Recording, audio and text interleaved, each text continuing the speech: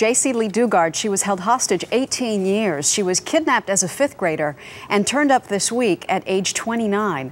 Authorities in Northern California say a convicted sex offender has now admitted to keeping her captive all this time.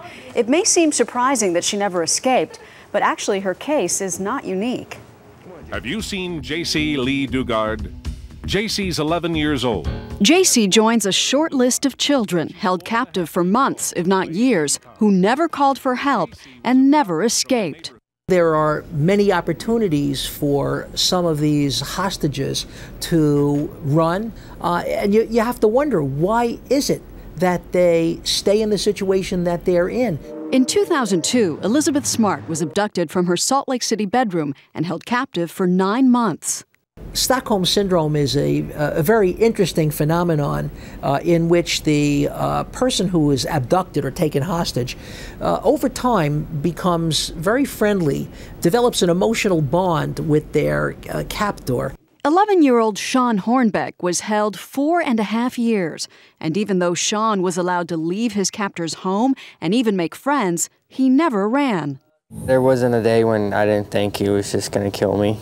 So why didn't they run? It's a way of dealing with the stress of having your life at risk. This person becomes emotionally bonded to their abductor and develops a long relationship. And once they are freed, it becomes a long process of healing.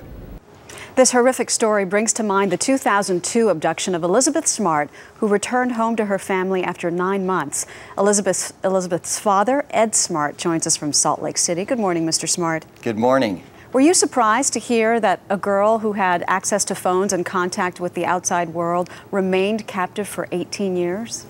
No, not at all. I don't agree with your fellow there on the Stockholm Syndrome, because I think that in many cases, these children do try to escape, and after numerous attempts, they feel it's hopeless, and so they try to survive, and that's not necessarily bonding with these monsters. I know Elizabeth did not bond with them, and I resent very much people talking about her moving over. The point being that Elizabeth wrote in this diary and said that she did not like them, that she was not attached to them, and that she loved her family. So I resent very much that people say that it's the Stockholm Syndrome. It is a matter of survival. When you've been abducted, you know what they're capable of doing. You know, when you're assaulted, when you're molested, there is, you know, no question that this person is capable of doing many things. Right. That does not mean that they will connect with this person and bond with them.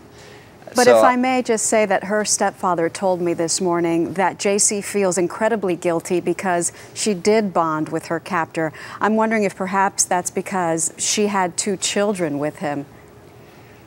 You know, I'm sure that she cared very much. To me, that even complicates it more, because certainly she had concern for her children. Right. Heaven only knows what they all went through. I still don't agree that, you know, the Stockholm Syndrome answers that question. Would Elizabeth be willing to, would she like to meet with Jaycee? You know, I'm sure she would be happy to talk with her about moving forward with her life. That, you know, this is a segment, you know, that she needs to somehow work out and put behind her, that she has a wonderful life ahead of her. Can this girl go back to being a normal human being, or is there always a part in your experience that's just not ever the same? You know, I think that, you know, things can never be the way they used to be, but there can be a new normal for them. The thing is finding out what that new normal can be and being able to move ahead with your life. Yeah, we hope that she can the way Elizabeth has. Thank you so much, Ed Smart. Thank you.